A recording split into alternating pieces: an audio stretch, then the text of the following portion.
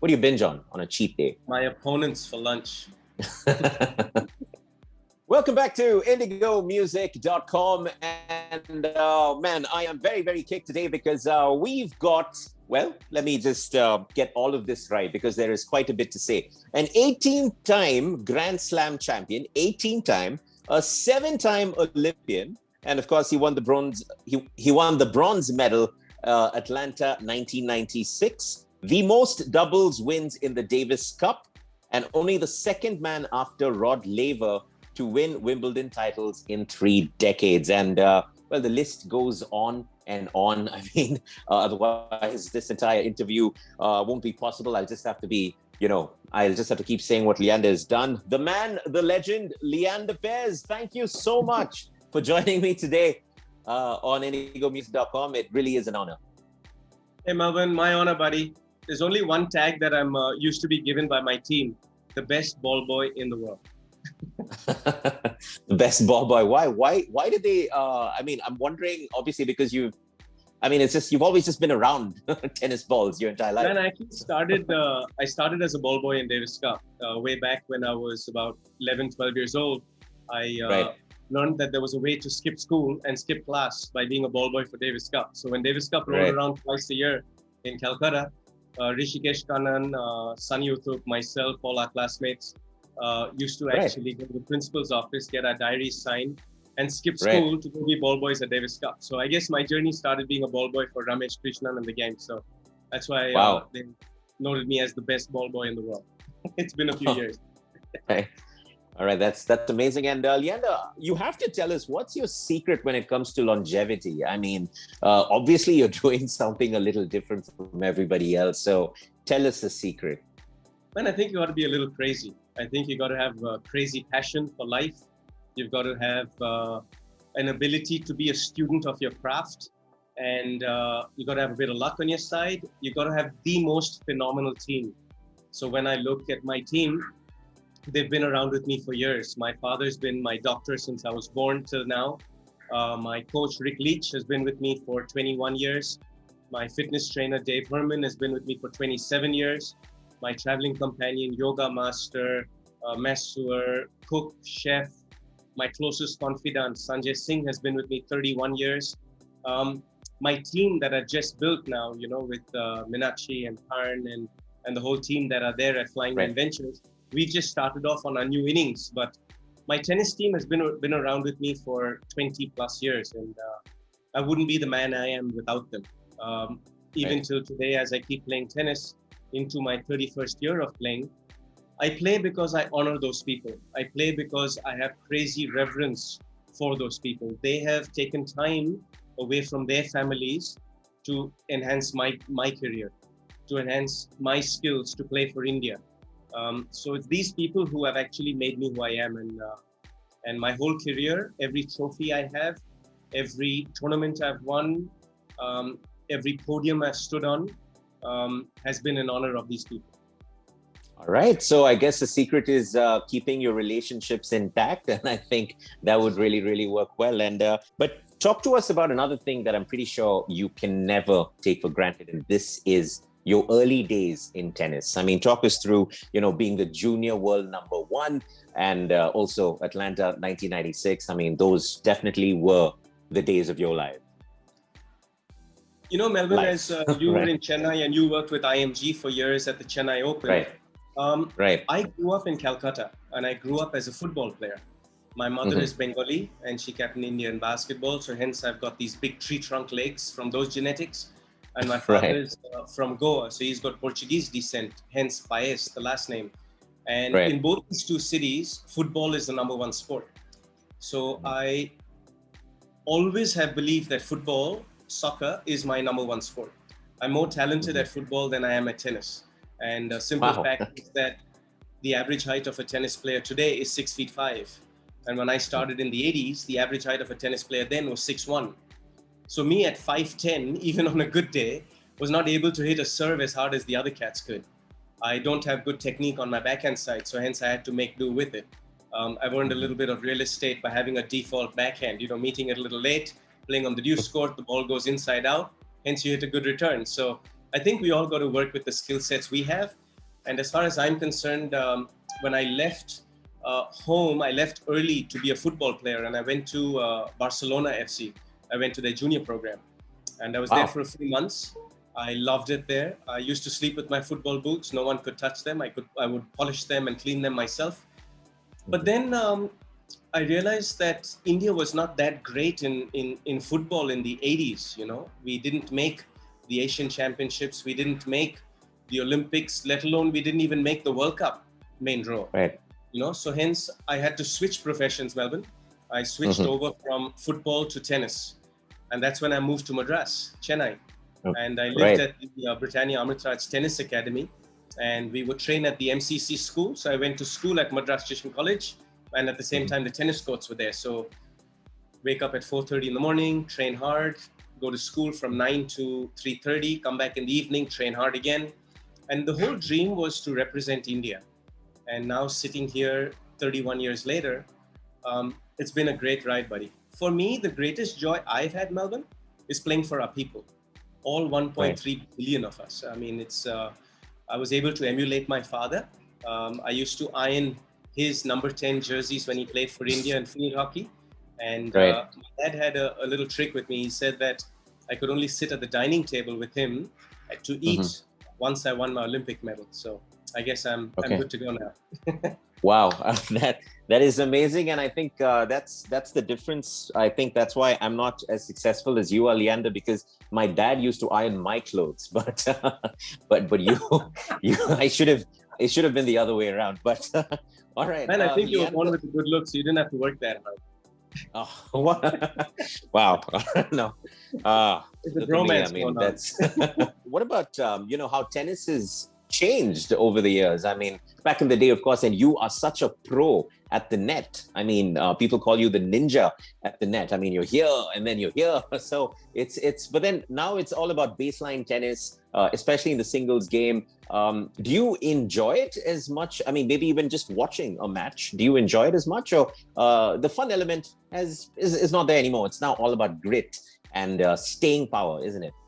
You're exactly right. The evolution of life or the evolution of a sport or a professional sport has just changed so much. It's become more physical, it's become more mental, it's become more recovery, it's become more diet and food and scientific, and the science of sports has become such a big development over the last 25, 30 years that I've played, that it seems like it's a little more mundane. But on saying that, the margins, Melbin, to win and lose is literally 1%. And that 1% could be someone having a headache, or it could be someone's left hip flexor not being able to rotate, or it could be someone's second serve having the yips. You know, I think that physical fitness, mental fitness are a prerequisite.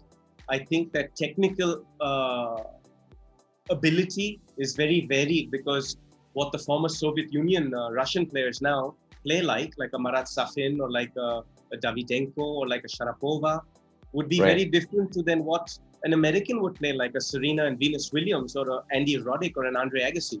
Would be very different to what a Sania or a Leander Paes would play like. We have to talk about a couple of your partnerships. You've had so many successful partnerships on the tennis court, but how about the two Martinas? Any particular Martina that you enjoyed a bit more? Is it Navratilova? Trouble now. I've got to get back on the road to Wimbledon again. Don't get me into trouble, Melvin. So yeah, I mean, I'm sure you can spill a few beans. Man, I've been around the block a bit. I've had 164 men's doubles partners in 31 years. I've had 23 mixed doubles partners over that same span of time. But both the Martinas have been two of my favorites. Martina Navratilova is a born leader. She grew up in former Czechoslovakia, a communist country, immigrated to America, and she is just rugged and tough and leads beautifully. So to play with Martina Navratilova, I had to adapt my style to being the support cast. I had to be that big hand behind her and be the rhythm maker, to give her the solid base of making my returns, making my first serves, being the support cast to her and let her shine and do a magic. And that's how we won Wimbledon. Whereas with Martina Hingis, she epitomizes what an athlete and what a very feminine athlete can be. And Absolutely, I think that as much as I'm so proud to play a sport that is the only sport in the world that has equal opportunity, that has equal Mhm. pay, that has equal Right. rights, I think that Martina Hingis did it beautifully. She didn't go out there to, uh, like prove a point and burn the bra really hard, but she went out there to be very real and to say Mhm. that you don't have to fight for equality, you already have it, and just take it. Absolutely. And I think that the grace and the character that Martina Hingis conducted herself with Mhm. really shines through. All right. So Martina Hingis then. No. Okay. Both. No, I'm kidding. Both. 18 Grand Slam victories. Now that is a massive number, but do you have a favorite? Man, Do you're you making me have, feel old, dude. of all the people I know, you're the one person who just can never feel old. You're 47, still pushing it, and you're probably going to play another Wimbledon, and we're going to come to the Olympics as well. So you just keep going. So yeah, Leander, tell us about. Do you have a favorite Grand Slam victory? Was it tough to choose between the 18 of them, or do you think it's the first one's always the best? It's funny. Today is the 1st of June, and it is my birthday month. And on Okay. the 17th, I'm going to turn 48. And I feel like I'm literally 27 years old. I've got so much energy, I've got so much of passion. My birthday month was always during Wimbledon. And for us Hmm. Indians, Wimbledon was always the mecca of tennis. And I got to tell Right. you, Melbin, the first time I played at Wimbledon was 1989. Hmm. Dude, I was shaking in my boots when I walked onto that court. It was grass court. I used to watch Wimbledon on Doordarshan, black and white TV growing up. I never realized how colorful Wimbledon was. The grass was green, the flowers were all purple, the towels for the men were green and purple, the towels for the women were pink and orange. I mean, the whole lawns of the All England Club at SW19 was just so beautiful that Hmm. the first time I played there, I just relished the rich experience of playing in such a royal atmosphere. Then in 1990, I went and won junior singles, and that made me believe that I belonged there. And Hmm. subsequently, I think I've won 5 Wimbledon titles or something. But the 1990 Wimbledon junior win gave me the belief that this young You're boy here to from stay. Calcutta who played gully cricket and gully football barefoot in Right. Baliganj, in Park Circus, could actually make it to Wimbledon and be a world champion. So Wimbledon's my favorite Grand Slam, man. All right, Wimbledon. All right. Well, Leander, we have to get into the bit of a fun segment right now. This is called In the Locker Room. Okay, so we're going to get a little personal. Yeah. Okay. So let's go. Have you ever had a crush on any of your mixed doubles partners? Do they have to be my mixed doubles partners or any tennis player? Any Um, any tennis players? Okay. I Yeah. had the biggest crush on Steffi Graf. Okay. She was a All right. phenomenal Yeah. athlete. Yeah. I think a lot of our listeners right now may not even know who she is, but that's okay. I think some of you do remember Steffi Graf. Okay. The next one, the biggest compliment your daughter Ayana has given you. She came up to me after I won the US Open, and she said, Papa, that was not bad. You played not bad, but now take me for some ice cream. I've been waiting for you. Oh, wow. So it was a solid trip. She's been the greatest motivation in my life. And as a man who's never been married and have a kid who's now 15 years old, who's embarking on trying to be a professional tennis player herself, it's the greatest joy to have a young daughter. It is just the biggest motivation that I've ever had in my life. And my dad and myself share a phenomenal relationship. And I always prayed that I would have a kid who would share that same relationship like my dad and myself have. And I'm so pleased to have Ayana in my life because she motivates me to be the best man I can be, to be the best father I can be, to be the best confidant I can be. And not only to be her best friend, but also to give her the guidelines on how to be the best that she can be, just as my dad did for me. So Ayana is a great source of inspiration, but she thinks my tennis is all right. Well, it's good to know that she is getting into tennis and she has you for a dad, and so I guess we can see another a great career. I think we can already probably see it. Okay, and how does Leander Paes start and end his day? So I start my day with some breathing, some yoga, some meditation, and end my day with gratitude and prayers, especially now. Leander, also, this is something that I think people would want to know. What do you eat on a cheat day? What do you binge on a cheat day? My opponents for lunch. So I guess you're also pretty strict with your diet and your fitness routines and all of that, I assume. Yeah. Man, my team, man, they don't let me eat enough as much as I want to. They don't let me eat what I want to. I mean, I'm a huge ice cream buff. I love ice cream. My favorite ice cream today is -30. All right. And so I guess now we know where Ayana gets her love for ice cream as well. And, all right. And also, what's the one thing that you regret having said to a chair umpire? I think you're one of the good boys. No. I mean, you've had some moments. No, man, I'm a bad boy. You've said a few things. I've broken a few rackets and I've had to go at a few of them. But, I'm normally quite controlled when I'm a bad boy. I basically, I maybe have thrown him a few desi galis. Maybe that I do regret. I don't remember them right now because it's been a while since I've played. But I'm sure I've thrown some very juicy desi galis at a few linesmen and umpires. But I've probably done it with a smiley face, so they don't have a damn clue what I said. All right. Right. A question that nobody seems to be able to answer these days, I want to know what your opinion on it is. Who is the GOAT? Roger Federer, Novak Djokovic, Rafa Nadal? Yeah.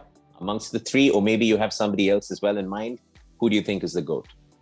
Man, I think Serena Williams is the GOAT. I think she's just phenomenal what she's done as an athlete. From where she's come from, Inglewood, from Harlem, the way her father and mother kind of taught both the Williams sisters how to play on a tennis court that has syringes and condoms and bullet shells on the courts there. And the way that these two young girls were brought up and the way they conducted themselves, the way they have handled the fame and the fortune and become the best female athletes on the planet. I mean, to have two sisters do that is phenomenal. So I think the Williams family has done a great job. I think Serena Williams is the GOAT. My last question for you from the locker room, of course. I mean, you've had so many, fantastic partnerships on court. We've mentioned that already. But in life, you stay unmarried. Maybe a reason for that. Tell us why, maybe. I think a lot of people may want to know that as well. I left home at the age of 12.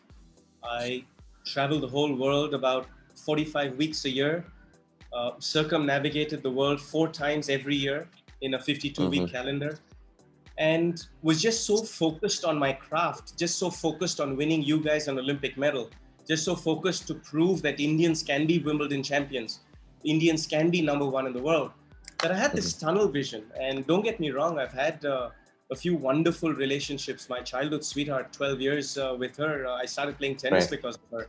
I've had some great relationships with a couple other tennis players or people that are there that I've loved in my life, and women that I've cared for in my life. And I think that why no marriage is because I've just traveled so hard and focused with tunnel vision on my craft that I wanted to wait until I could slow down a little bit, Melbin.